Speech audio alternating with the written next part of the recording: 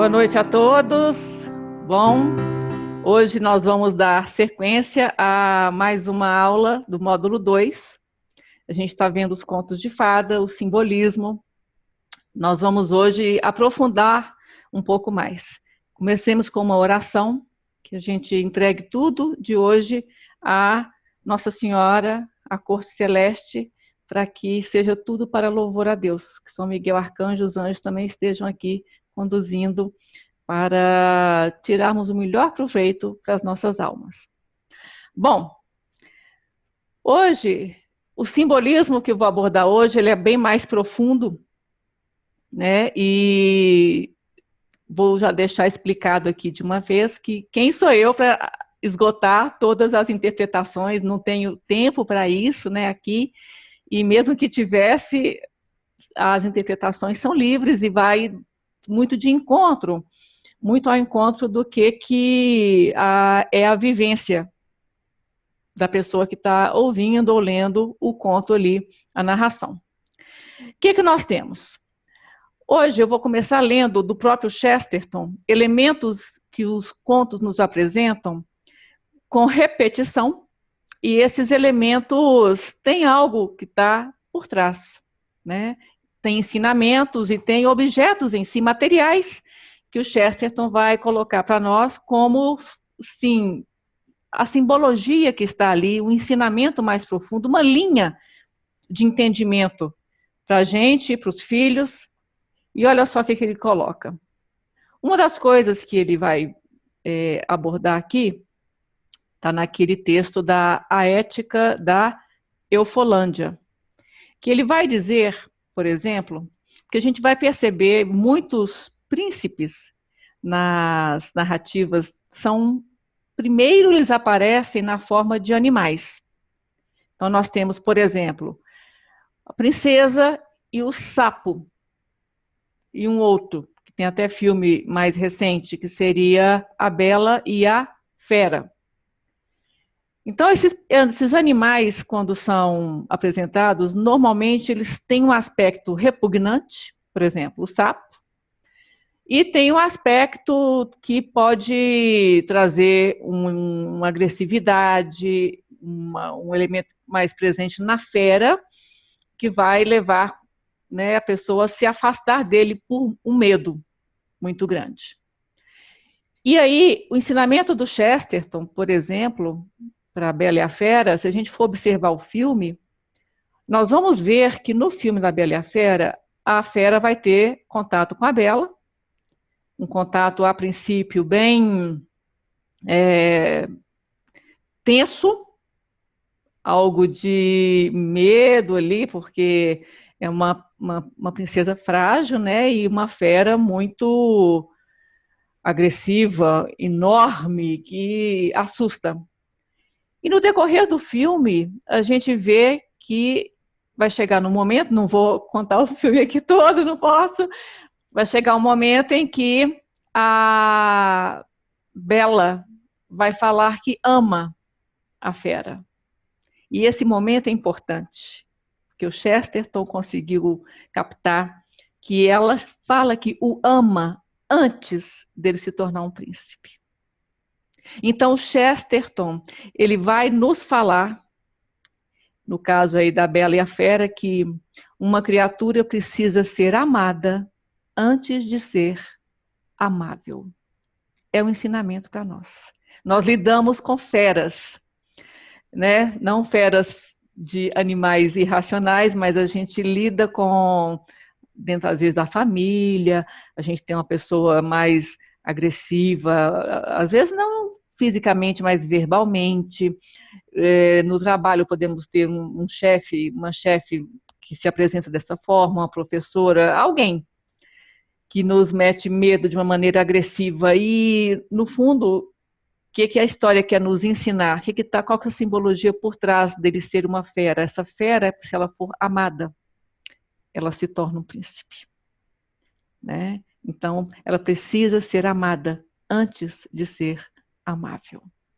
Um outro elemento que o próprio Chesterton nos oferece, que é comum, você ter vidro, cristal, vidro, Então, a gente, por exemplo, o sapatinho da Cinderela, eu sei que há versões e versões, né? Mas a gente vai para o mais tradicional, mais conhecido, porque fica fácil da gente captar o entendimento que a simbologia quer passar, né? Então o Chesterton fala, olha, tem um conto que a princesa está calçando um sapatinho de vidro, tem conto que ela mora num castelo de vidro, tem conto que está numa montanha de vidro. Então, assim, o vidro, o cristal, ele está presente, né, nessas historinhas com uma certa frequência.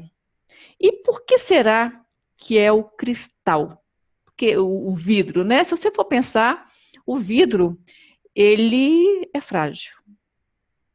Ele é frágil. Mas se você tiver cuidado, ele dura séculos, né? Então ele coloca aqui que a felicidade brilha, mas ela é frágil. É frágil como a substância mais facilmente quebrada por um gato ou uma doméstica. Aí ele continua aqui reforçando essa ideia, né? A vida em si brilha como um diamante, mas é frágil como uma vidraça. É. E todas essas narrativas que apresentam o vidro, o cristal, como elemento da narrativa, quer apresentar justamente a beleza da felicidade, o brilho dela, mas ao mesmo tempo a fragilidade. Porque o Chesterton quer nos apresentar o paradoxo. O que é o paradoxo? O paradoxo é justamente uma estrutura que apresenta em si uma contradição, né? Então, o vidro, ele tem essa estrutura de cristal, né? O vidro, ele brilhar, e a gente acha que isso é só isso que vamos notar no vidro, mas ele, ao mesmo tempo, ele é frágil. Então, ele demanda atitudes diferentes, né? Ele vai nos proporcionar um brilho de felicidade, mas, ao mesmo tempo, ele vai exigir de nós um cuidado, né? Com essa estrutura. Bom, a Cinderela, por exemplo, além de ter o sapatinho, né, de cristal, ela também vai nos remeter ao entendimento, até um entendimento arquetípico, né, de que os humildes serão exaltados. Porque tudo que ela passou, as humilhações dentro da própria família, que é algo que, infelizmente, é comum, e ela se manteve digna, ela se manteve amorosamente contida ao reagir ao ambiente que a circundava, com a madrasta, as meias-irmãs e tudo. E, no fim, toda essa humilhação se transforma numa exaltação, porque ela foi a princesa que se casou com o príncipe e foram felizes para sempre. Bom, um outro conto que, para quem tem crianças, é muito interessante já observar, que é o seguinte: Peter Pan. Aí já não é o Chesterton, a gente vai pedir o auxílio do Jordan Peterson, né? Que ali tem elementos que a gente tem que prestar atenção.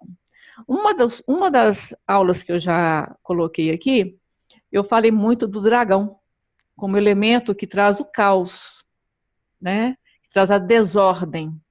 E esse elemento tem uma série de características, né? E ele está presente em inúmeros contos de fada e os contos infantis.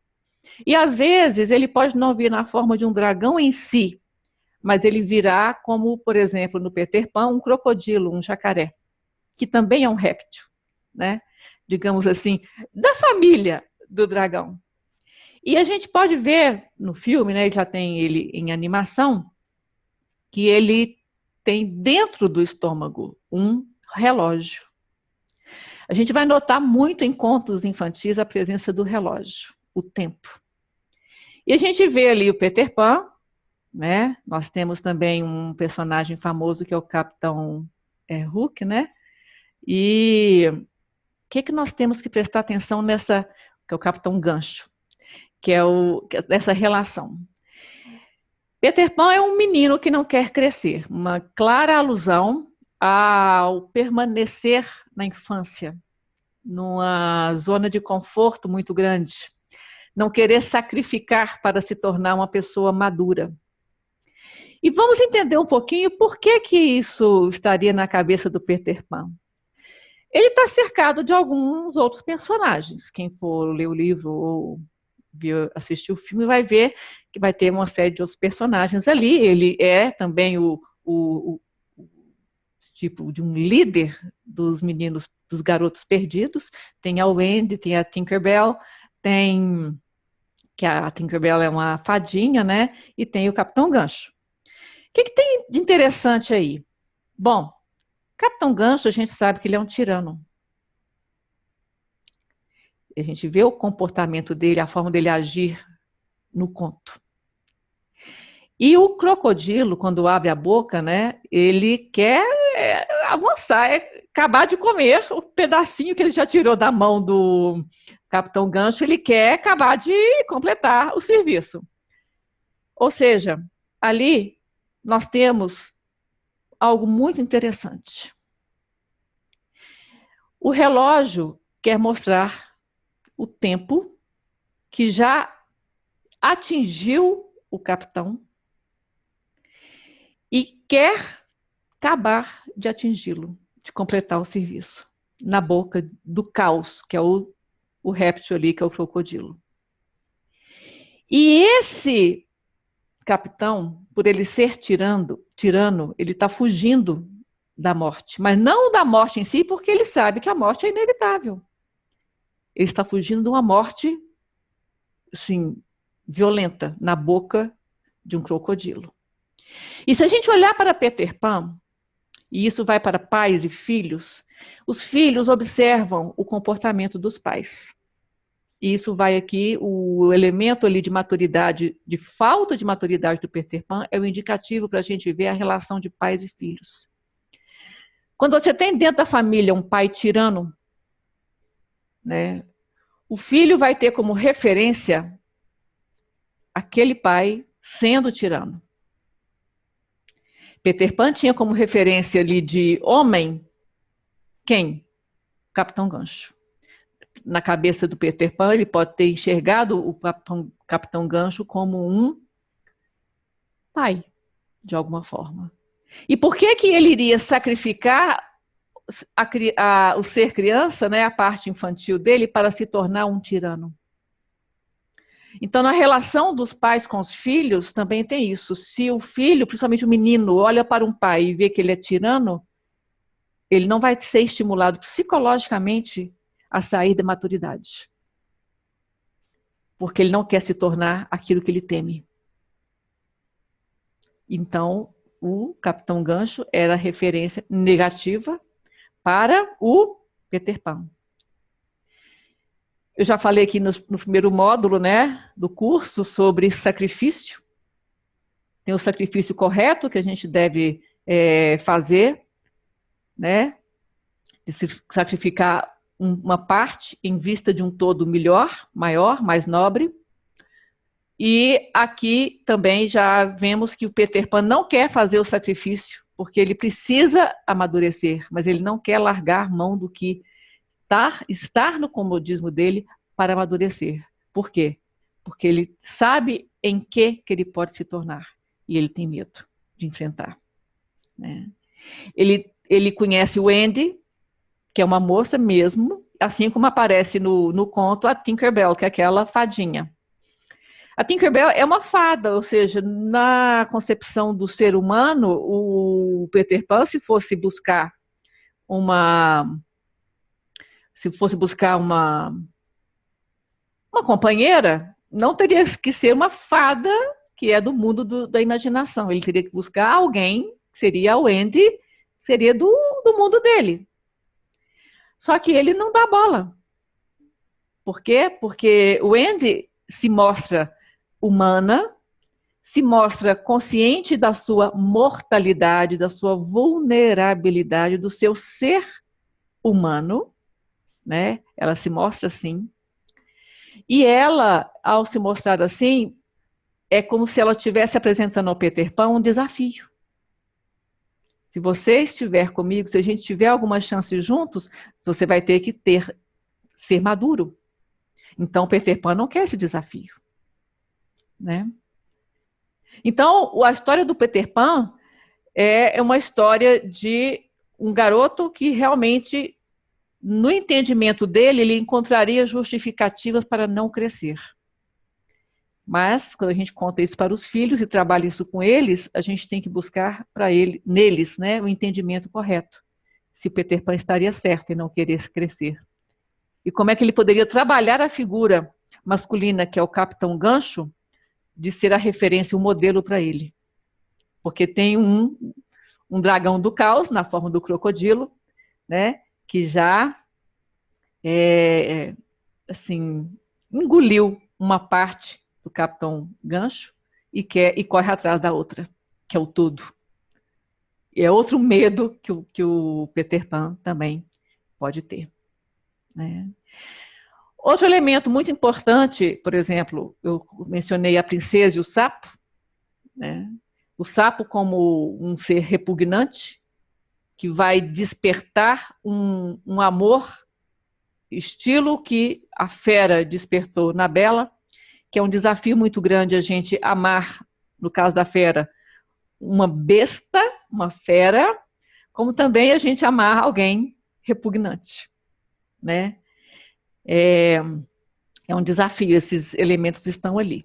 Mas o sapo tem um outro elemento simbólico, porque ele é um anfíbio. E o anfíbio, ele tem uma vida biológica que transita entre a terra e a água. E a princesa, ela está lá com uma bola de ouro. E o ouro a gente já viu, né? E não precisa nem ressaltar tanto que o ouro é um elemento valiosíssimo. Quando a princesa está lá brincando com essa bola, e é típico dos contos, né? Em algum momento a narrativa vai ter uma modificação que o elemento do príncipe vai começar a atuar na história. No caso da Princesa e o Sapo, é quando a princesa deixa cair a coisa mais valiosa que ela tem. Naquela historinha, estava ali representada pela bola de ouro. E o sapo, ele tem condições de entrar ali no laguinho e buscar essa bola. Mas ele impõe uma condição, né, de a princesa aceitá-lo lá dentro do palácio, do castelo onde ela morava, na convivência ali das refeições, no quarto dela também, e ela, né, meu Deus, o que ela vai fazer? Mas ali, quando o sapo, né, a história, depois vocês leem, porque aqui eu não tenho esse tempo, quando a história se desenrola, a gente vê que o sapo traz, e a gente vê que aquele ser repugnante foi um ser que soube trazer o que há de mais importante na vida, representado na bola de ouro. E aí ele é aceito, porque ele trouxe o que há de mais importante, né? Então, é uma forma ali, depois da princesa aceitá-lo, no fim dá o beijo nele e o transforma, ele se revela como o príncipe. Então, o ouro, tudo que é o ouro vai representar esse elemento do valor, né? Eu falei na aula passada, até porque que o dragão guarda, protege, está ali, né, de olho no ouro, né? Então, porque é o que representa o que há de mais valor e nobre. Outra coisa interessante que a gente pode olhar de simbolismo, geralmente nos contos de fada você tem uma princesa que está numa torre, num castelo, numa torre. E a gente poderia perguntar assim, mas por que uma torre? Né? E aí, a torre tem um elemento, que a torre é algo alto. A gente vê outras narrativas que vai ter as masmorras, que já está num âmbito mais inferior, mas as torres, elas estão no alto. Né? Então, a gente, só de exemplo aí, a gente pode pegar Rapunzel, a gente pode pegar a Bela Adormecida. E, gente, só para ter um paralelo, gente, a princesa, normalmente, a gente pode entendê-la como a alma humana, que é representada como uma figura feminina. Ela exerce um chamado, né, um chamado ao enobrecimento do masculino, né? E só para ter um paralelo na literatura mundial, o autor Dante Alighieri, famoso, entre outras publicações, pela Divina Comédia, nós vemos ali personagens como Virgílio e Beatriz, e Beatriz, ou seja, a figura feminina é que vai levar a figura masculina para a contemplação do divino. Então, existe essa beleza por trás de a princesa estar num lugar alto, né?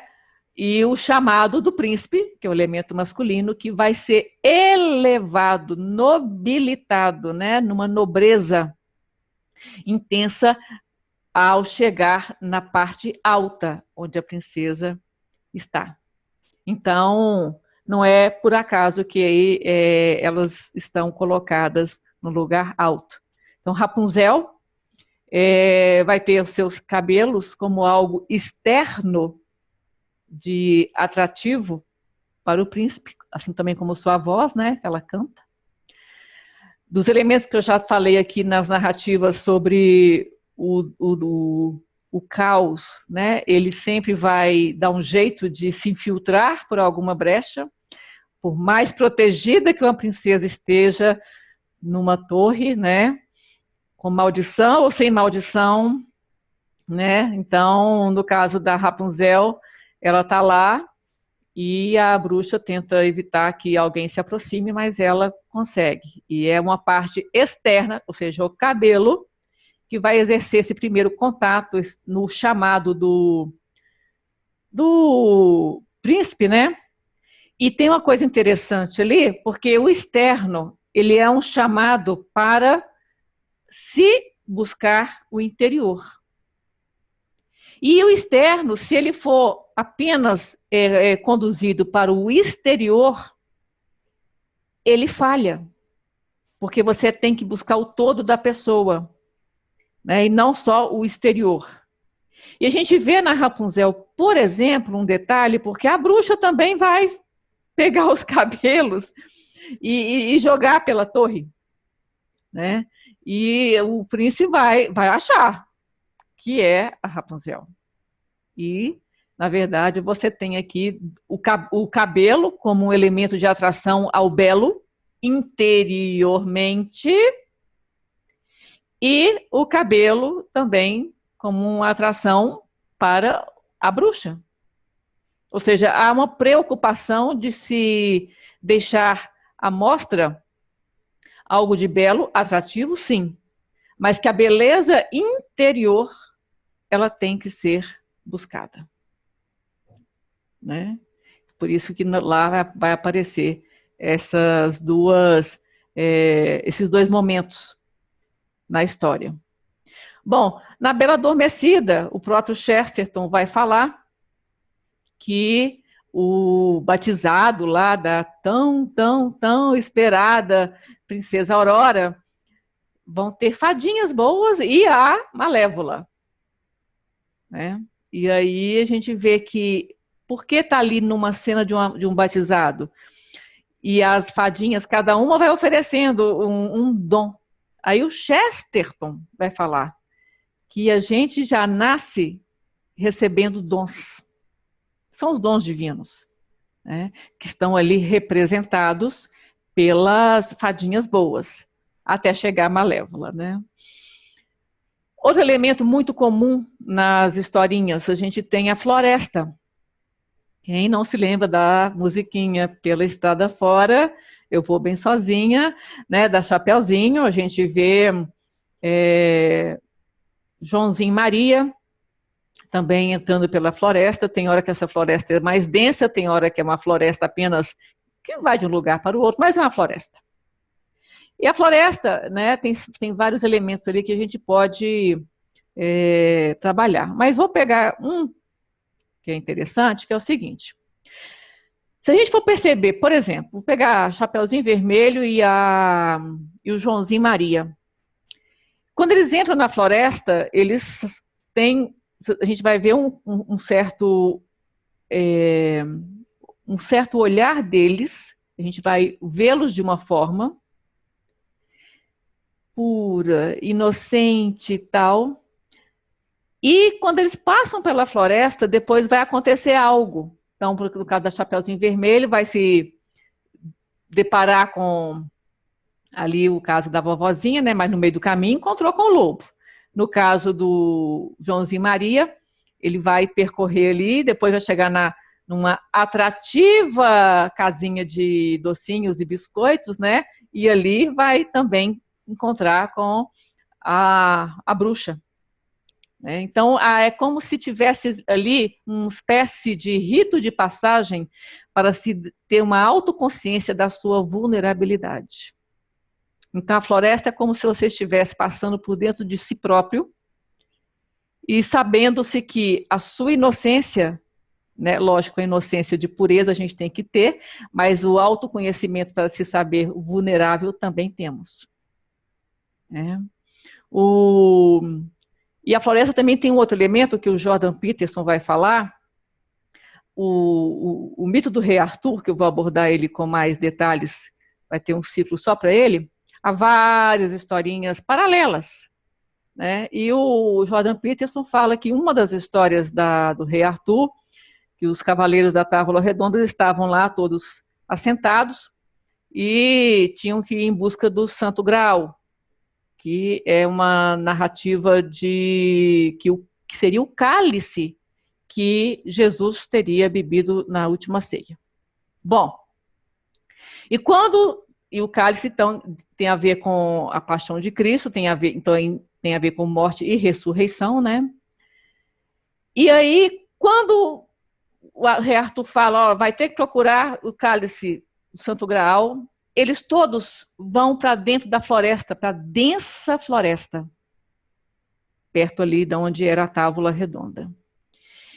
Buscar e atrás, sem saber para onde, mas todos adentraram a floresta. Aí o Jordan Peterson fala isso, que por que será que eles foram procurar um cálice, começando por embrenharem-se dentro de uma floresta? Aí ele explica, né, o Jordan Peterson.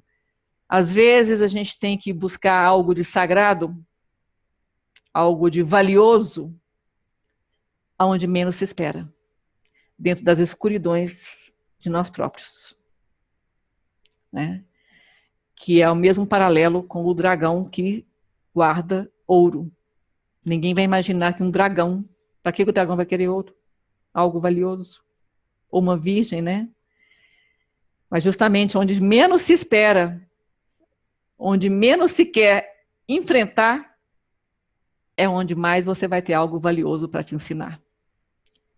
Então, no caso dos cavaleiros lá do rei Arthur, foram buscar algo valioso nas densas florestas, próximas à Távola Redonda. Então, são detalhes que tem nos contos que nos inspiram a buscar dentro de nós mesmos, porque todos os contos que têm esses detalhes, essas simbologias, eles também querem que a gente olhe para dentro de nós, que a gente enxergue toda essa beleza do cristal que brilha, mas é frágil, dentro de nós, porque nós também amamos. E a felicidade, a beleza do amor também ela é frágil, mas brilha. Requer cuidados, né?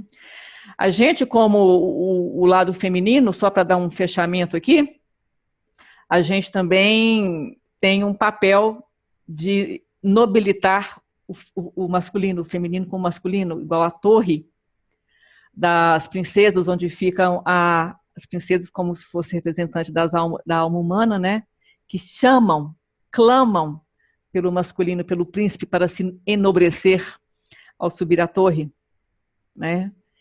Então, são elementos externos que se contam nos contos, mas que fazem parte do nosso interior.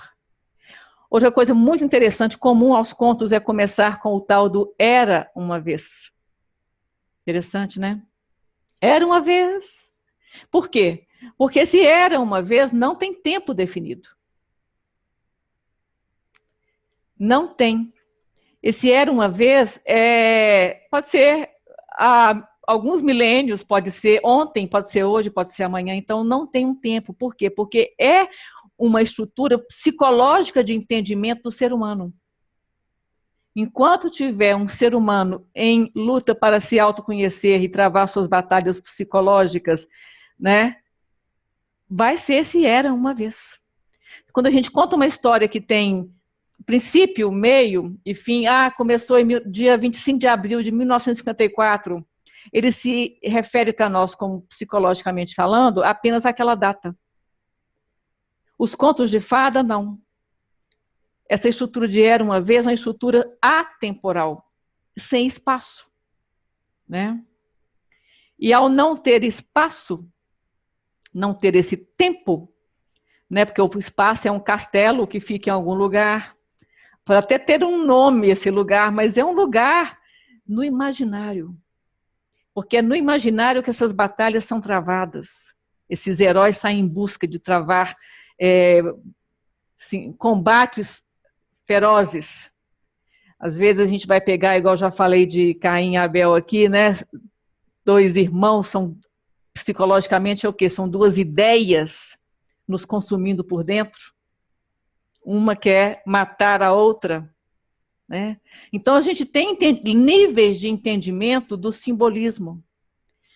Vão pegar, por exemplo, a Branca de Neve, que tem ali o espelho, né?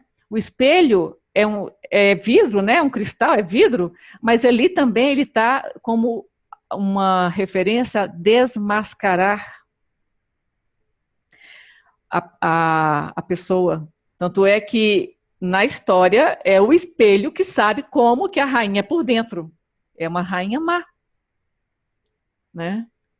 Então ele desnuda interiormente, né? Porque o espelho a gente se olha, como dizem, né? O espelho não mente, né? E ali ele está nessa figura com relação à madrasta, né? Que realmente, para o espelho, ela não mente. O espelho sabe quem é ela por trás, né? A gente vê as cores ali da Branca de Neve, né? Muito destacadas a cor branca, né? Branca de neve, a cor vermelha dos lábios e o preto negro dos cabelos, né? Na história tem umas historinhas mais completas que falam que a mãe que furou o dedinho e saiu sangue, e aí tem as cores ligadas ao sangue do dedo da mãe que saiu, e ela olhou para fora e estava nevando, né? E tinha marfim, não, ébano, um ébano também que lembrou a cor negra. Tem esses elementos, né? Outros falam que não era um ébano, era um corvo, tem esses elementos. Mas as cores em si, se a gente for ver, elas representam, na história da Branca de Neve, as etapas da vida dela, né? A inocência, ela começa, né, naquela inocência de uma menina, de uma moça, que está ali sem pai nem mãe, né? Sob as garras da madrasta, toda inocente, aí ela tem que fugir, né, que é uma ameaça de morte, né, até o caçador ir atrás dela, aí ela também vai se enfronhar ali na floresta, ou seja, ela vai descobrir sua vulnerabilidade dentro dessa caminhada lá, fugindo, e o caçador atrás, toda aquela coisa, e aí ela chega até aos 7 anões, e ali existe a questão da ordem que ela coloca naquele caos da casinha dos anões, né? E eles, ali com ela vai experienciar esse processo de maturação. Então, o vermelho vai estar ligado a essa maturação, né? A essa vida de maturidade ali, né? Então, o vermelho vai simbolizar isso, até a chegada da madrasta com a maçã, né? E aí o negro vai simbolizar a morte. Então, essas cores já, para quem tem um entendimento mais detalhado dessas nuances dos contos, é como se as cores já estivessem ali antecipando o processo de vida da própria Branca de Neve, né? De uma inocência que passa pela floresta, descobre a sua vulnerabilidade e é seduzida pela própria madrasta. Ali uma referência também que o próprio Chesterton faz, uma referência sutil a Eva no paraíso, que foi tentada também, na Bíblia não tem a palavra maçã, mas a tradição diz que é maçã, né? Mas ali também tem essa referência. E a morte, e aí vem o príncipe também despertá-la da morte. O príncipe a gente já viu aqui em outras aulas do curso, que o príncipe vai trazer a princesa, principalmente a princesa que está adormecida, como é o caso da Bela Adormecida e também aqui da Branca de Neve, trazer a consciência da sua capacidade de lidar com o mundo, né, de enfrentar. E a consciência, ele não está ali para diminuí-la, eu sou o seu salvador, não, ele está indo ali como um complemento, como se ela tivesse esquecido dentro de si todo o potencial que ela tem, né? Então tem todas essas nuances nos contos. Um detalhe que eu deixei de falar do Peter Pan, que eu acho interessante também, o nome dele, Peter Pan. A palavra Pan, né, a gente pode remeter às narrativas mitológicas gregas, e Pan tem um elemento do todo, do tudo, do todo. Tanto é que a palavra pânico, né, tem a ver também com Pan. As etimologias, depois a gente lida com isso. Bom, então, o Peter Pan, no intuito dele de permanecer criança, é porque a criança, ela é uma multiplicidade de potencial. É ao longo da maturidade dela, adolescência e adultez, que a criança vai sair dessa pluripotencialidade e se firmar numa conduta mais única, né? Então ele não quer largar essa possibilidade dele de ser um todo da criança, ele não quer largar isso, porque ele não quer ter que escolher ser responsável, né, pela conduta dele num caminho só, digamos assim. Então tem toda a questão dessa maturidade, e os nomes também têm a ver, tem uma simbologia por trás, né? Então é isso. Hoje ficamos por aqui. Há inúmeros outros contos que eu teria que fazer uma outra aula com outros contos, mas aqui só para dar uma pincelada para vocês, e se tivermos outras oportunidades a gente vai complementar. Muito obrigada, fiquem com Deus e até a próxima.